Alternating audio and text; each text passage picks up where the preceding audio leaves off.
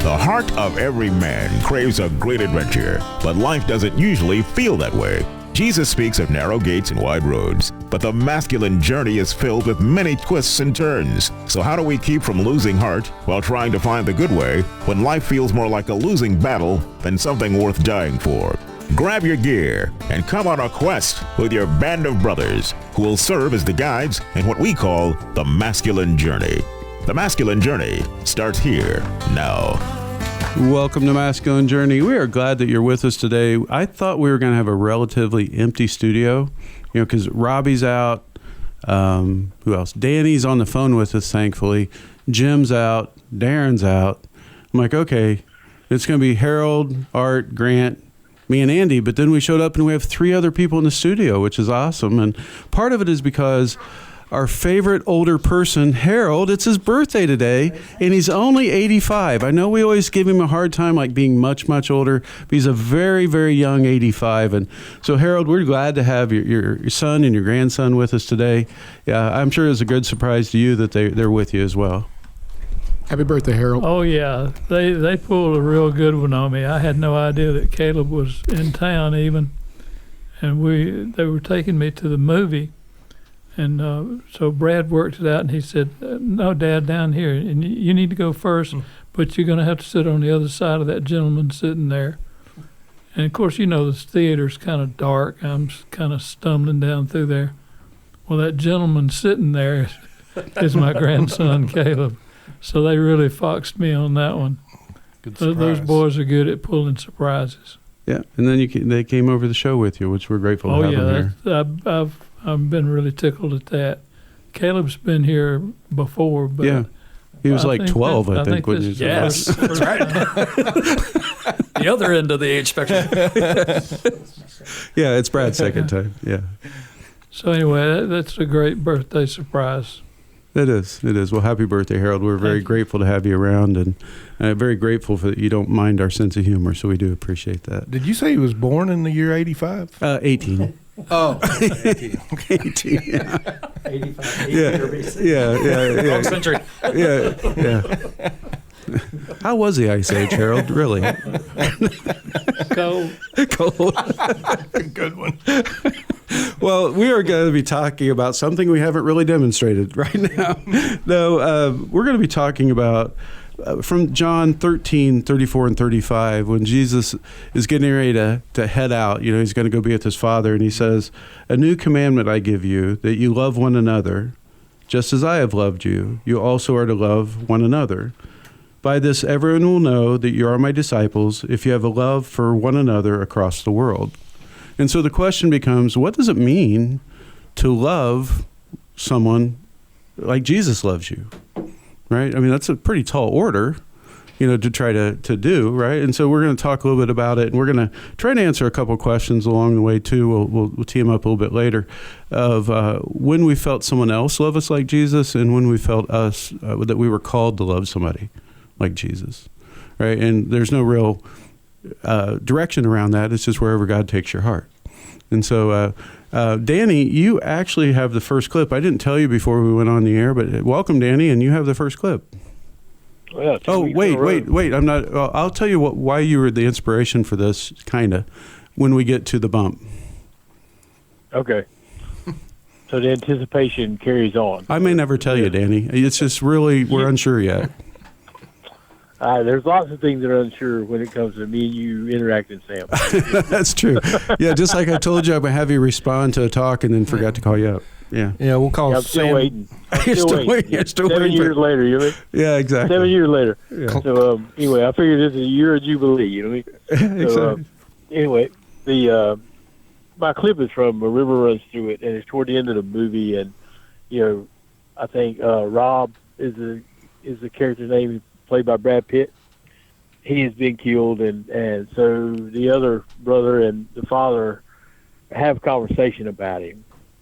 And the father's just trying to grasp hold of his memory of his son.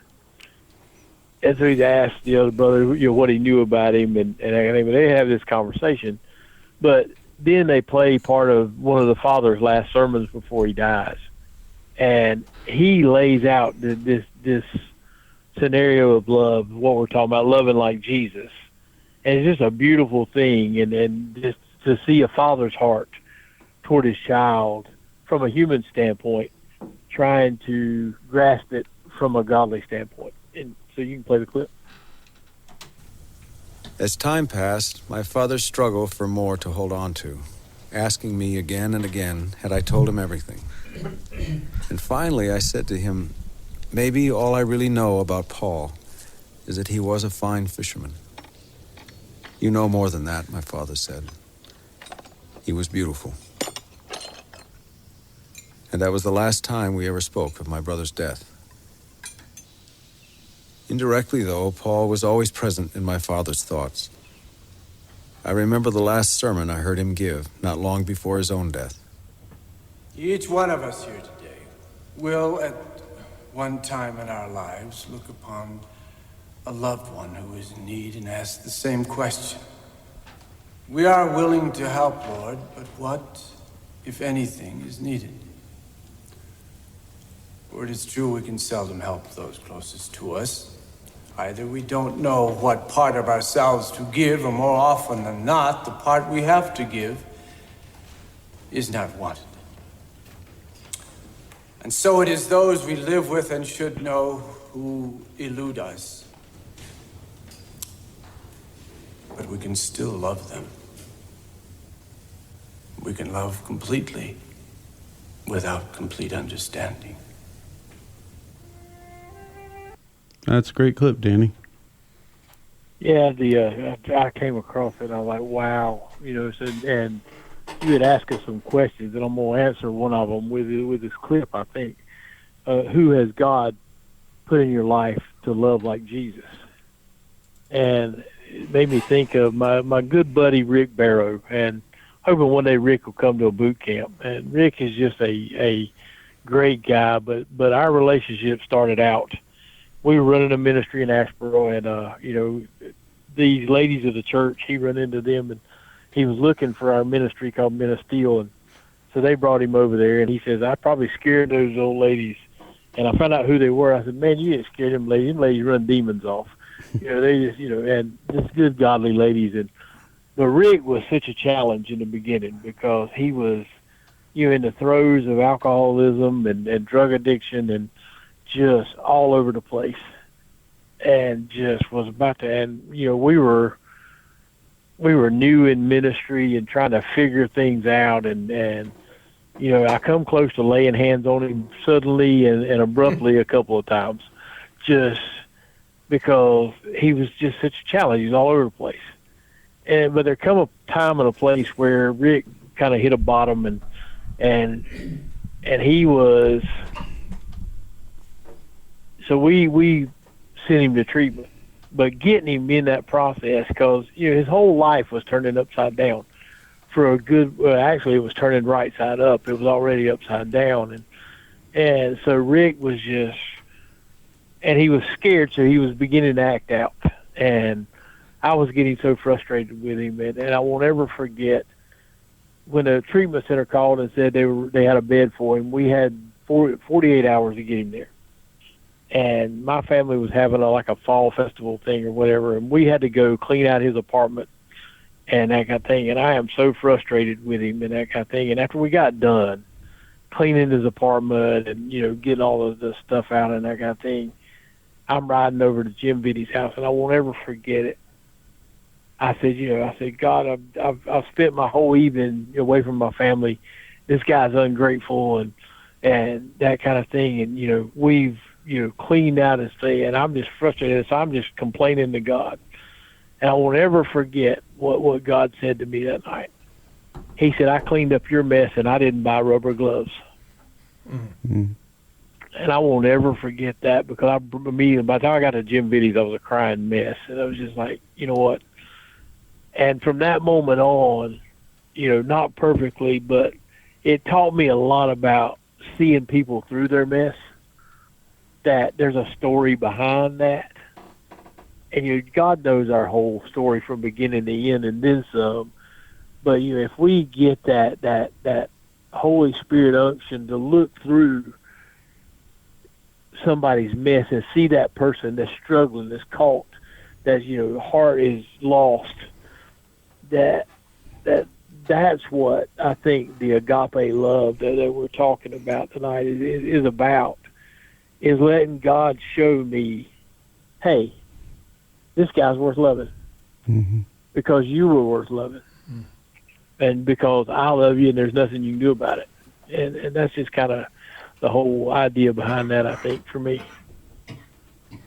Well, thank you, Danny. We appreciate that. I forgot to welcome Jamal to the show again. We haven't seen you in a while, Jamal, so I was not ignoring you. I just was on track to talk about Harold. It's all right, Sam. I love you anyway. Well, thank you. I appreciate that. You're showing me that love. So right. Go along with the theme of the show. Nah, we kid. It just happened to line up that way. I was doing a show earlier with Truth Talk, and I was like, well, it's a Tuesday. It's 5 o'clock. Hey, I can probably hang out with the guys today. So God arranged it to where I can hang out with you all. It's been a while. As I've said before, I might not be here every Tuesday, but God willing, I'll be back at one point or another. So it's good to be back with you guys. Well, thank you. We're glad to have you back. Caleb, welcome back. Like, we're joking, but it has been a lot of years since you've been here. Man, it's been a minute. Yeah. We're trying to count. Yeah. Not 85 exactly. Yeah. Well, it's a minute in his life. Home run. Comparatively, anyway. And Brad, it's great to have you here. I know you don't really want to talk too much, but we're glad to have you here and supporting and loving on your dad in this way. So we're grateful. Absolutely. It was one of those things that I thought about what would my dad enjoy for a birthday gift. And he's been blessed and has many physical things, but I thought time, and time with myself and his grandson that could be here. He's got two that are out of state as well, which Caleb now is as well. But so we wanted to honor him that way. Caleb's at least within somewhat driving distance. Yes. The others would have to left a couple days ago, I think, to probably get here in time. But we're glad to have you. And we're going to go to break here in a second, but I really want you to think about the topic and ask God along the way, maybe not right now, but if he calls on you right now to do it, God, who have you put in my life that has loved me like you? Where has somebody shown me that love? And then ask him as well, God, who have I loved well because I felt your love through me, and who are you calling me to love now? Right? And I like that clip that Danny had. Too many times we try to understand everything before we can get to that love. But if that's the case, no one would be married, right? Because you never understand your spouse. They never understand you, right? Eventually you get there. But we'll talk to you about after the break. What we have at our boot camp is something that makes you stronger and gives you the strength to go on your regular walk with God. It's something that will make you be bigger than you were when you got there. What brings you here this weekend? So I met Robbie, and he invited me to come to the boot camp, and there was just so many doors that were closed before I was able to come here, but God allowed these things to happen. And I said, God, I'm gonna ultimately acknowledge what's going on for all these doors to be open for me to come to this camp. I just want to seek you. So throughout that time, since I've been here, just the illumination of God speaking to me through my heart, and through my mind, and through my soul it's went to a whole nother level since I've been here at the boot camp. The covenant of silence after the talks and being able to go out and just submit myself to being able to hear from God and what we've been working on, and it's just been transparent in my life. The level of the sanctification process, the discipleship process, and coming here, I feel like this is exactly where I'm supposed to be. Register today at masculinejourney.org. If I could love like that cross, arms open wide, forgive when it hurts, and swallow my pride, hold the lost even when they're gone too far, bleed a little grace instead of scars. If I could give what I don't got, pour my heart out no matter the cost, Lord, I change this broken heart.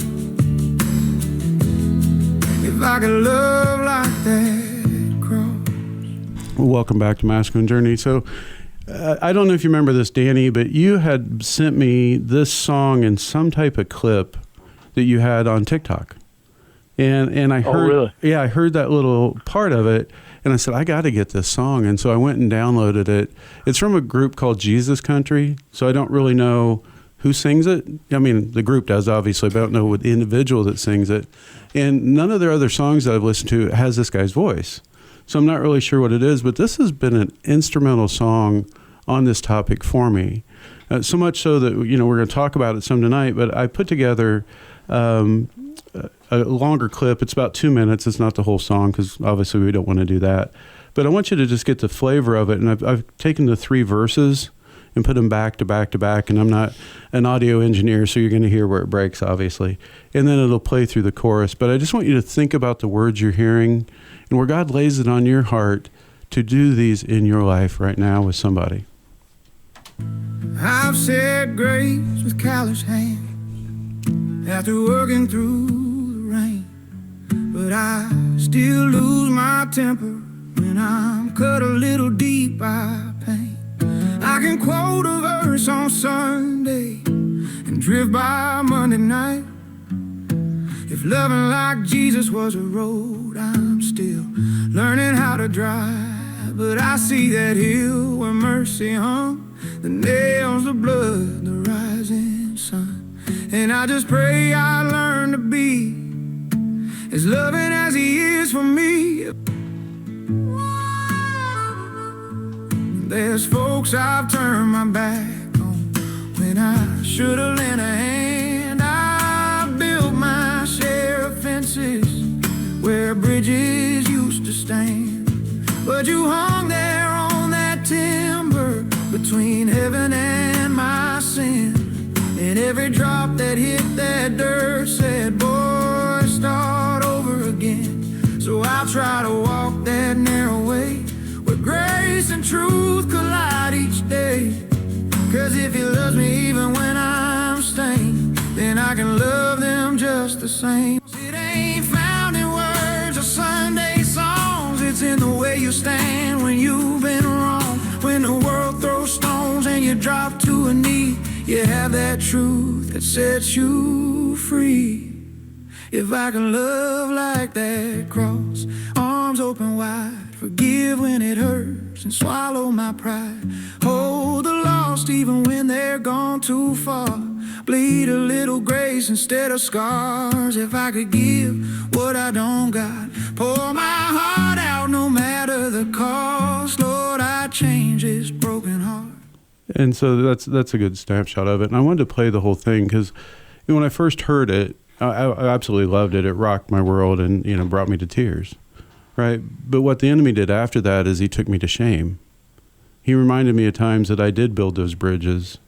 I built those fences where bridges used to stand. I didn't help another when I should have. And that's good memories to have from the standpoint that you don't want to do them again, right? But you can't let the enemy use that as shame. And what I loved about what this gentleman sang in the group, Jesus Country, was he talks about each time's a new start. God looks at us and said, today's a new start, right? You can go do it better today than you did yesterday. And you're not going to do it perfect. I'm still learning, right? But tomorrow's a new start and you can do it better than you did today. And just keeping that focus of how do I do it better each day is the most we can absolutely do, is just try to focus on loving others that way. So. One thing I heard on Truth Network a little while ago, and I got to paraphrase, I'm not going to quote it correctly. It was saying that the enemy either will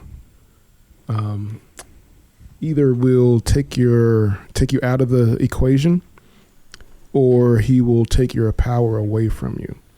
And one way that he can take your power away from you is thinking that what you do doesn't matter. He will discourage you, so to speak. But the enemy has no power than what we give him. And I'm relating this to Romans 8:1. One of my favorite quotes is, now there's no condemnation for those who are in Christ Jesus. Mm-hmm. So we're going to fail all the time, but we don't live in our condemnation. Because if we live in our condemnation and we stay in our home, we stay in our bed, we stay silent, we stay in solitude, then we're not contributing our time. As Brad said earlier, we're not contributing our talents. We're not contributing our treasures. So if the enemy can't kill you, then another step is to discourage you and just take you out of the game. So just to kind of wrap up, if that person is staying at home, wrapped up in the bed, and they stay there for weeks, months, years, a decade, think of all the interactions that person did not have, all the lifting up that person could have done, all the help they could have done. So we owe it to the next person to do for that person. That's one thing that gets me out of bed. It's not for me. I want to do for that next person. I forgot what movie this was, and I'll end it with this. Some army movie, and the guys were, I guess, reloading after a mission, and I think his name was Eric Bana. He was like, look, the guys back home won't know why us soldiers fight while we do what we do. It's not really necessarily for the mission. It's the guy next to you. So this, I think, runs exactly with the masculine journey. We do it for the next guy outside of us. So, hey, don't let the enemy discourage you. We all need you out here. So do it for the next guy beside you. Absolutely. Thank you. I wanted to share a story of the story that I have of being loved like Jesus. It was actually my mom. My mom had 6 kids, 4 that she had naturally, and 2 that she got brought into the marriage, when she married my dad. And she loved us all really well. But as I think back at the 4 that she had naturally, we could all make the case, and we all did at some point, on why we were her favorite, right? I'm the youngest, so I'm her favorite. Obviously, she finally got it right, so she quit. That was my story, right? Because I'm the youngest. The oldest brother, well, she loves me because I'm the oldest, right? I led the way for you guys. My brother in the middle, I don't know what he used to say, but he was always in trouble, so she had to love him well. And then my sister was her only daughter that she had. And she'd always say, well, I'm Mom's only girl that she had, right? But the thing was, we joked about it, but none of us ever felt like we were loved any less than the other. And she was always there for us, and she'd listen, and she showed Jesus' love before she was even a Christian. And then she showed it even more after the fact. And so I look back at that, it changes how I do things, right? One of the things that she used to tell me that I adopted, every time I talked to her, if I talked to her 1 minute or 10 minutes later, she'd always say, well, honey, remember, I love you. And if I'm like, Mom, why do you say that? I mean, we just talked. Like, oh, thank you. Why did we just talk? She said, because I don't know when it's going to be the last time we talk, and I want that to be the last thing you hear. And one day there was. It was the last thing I heard. Right. And so I've been doing that with my kids ever since. And it's just an amazing thing that, her legacy lives on because she loved me so well. That's good. Yeah, I'll echo that. I think our moms do. Not all of them, but my mom in particular had more input into my spiritual life. And I truly did see Jesus in her life whenever I had gone my own way. I mean, it was like I was the prodigal son only to a mother, and came back, and she provided a lot of direction, and it was something that she had stood and prayed for. She actually had she'd smoked, and she had felt like that was standing between me and getting right with God, and she gave it up. And there's some pretty cool stuff in that. But whenever I did, she was there, and she just answered a bunch of questions and stuff. But Mom, she was one that listened really well, and I haven't always been a very good listener. I have, when somebody's saying something, I'm thinking of my response. I'm not listening to them, I'm preparing the next thought. But she was so good at that, and since she's passed, I've begun to feel like I've maybe through her inspiration, or just kind of really realizing how important it is to relationships, but have focused on becoming a better listener. And Jesus was a good listener. And so anyway, I guess I've got more, and I'll probably talk about more, but just coming off of what you were talking about your mom, I wanted to share that as well. All right, so I'm going to switch over and go to the father side and address the birthday boy in the room. When I think of Jesus' love, to me, it's sacrificial. That's the first and foremost that comes to mind. And I could probably speak of a lot of different examples of how my dad sacrificed to bless me. But one that specifically comes to mind is about 23 years ago. I decided to take on a building project at my house where I wanted to build a 26 by 30 garage with a bonus room above it, tying into the house with a half bath and a laundry room. And I was going to do this on my own. I wasn't going to hire a general contractor, Sam. And I had my dad as my helper throughout it all. And thinking of the sacrifice, what he had to give up to do that, we both had jobs that we were working at during the day. And then I was 34, but he was 62. Wow. And we would work all day at work, and then he would go home, grab a quick bite, and then he'd be over at my house by 6 o'clock, and we would work sometimes till 11, 12 o'clock at night, and then go back to work the next day, and then he's back there. This went on for about probably a year and a half to 2 years. Wow. And when I think about the sacrifice of time, energy, I mean, we had blood, sweat, and probably some tears because I actually shot him in the leg accidentally with one of the pneumatic nailers, so he was bleeding. But, when I think about with Jesus, we can't do it on our own. Mm-hmm. We can't do life without, and have a good life without Jesus. And there's no way I could have done that project without Dad. I couldn't have done it on my own, so that was a great sacrifice. Well, thank you, Harold. That's amazing, Harold. It's great to hear that story. And I'm sure there's many, many more. Again, when I left before break, I wanted to say, Harold, go ahead. We got a few seconds. I'll be sure and wear my Tonto shirt in sometime soon for you guys to see. We began calling me his Tonto because I was the second. I was the helper. Love to see it. And so he gave me that shirt as a memorial. I'll wear it in. That's awesome. We'd love to see it. Ask God this week, God, who have you sent in my life to love me like you? And how can I learn from that? And who are you calling me to love? We'll talk with you next week.